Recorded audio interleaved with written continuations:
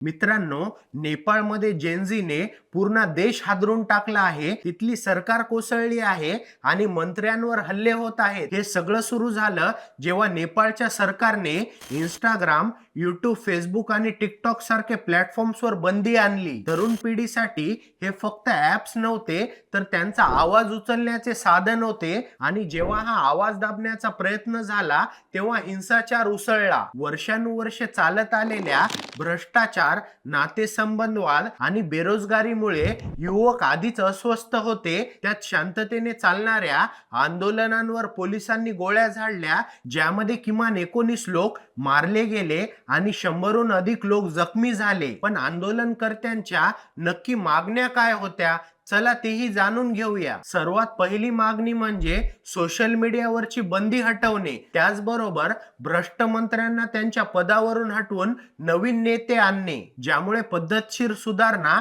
आणि अभिव्यक्ती स्वातंत्र्याची हमी मिळेल.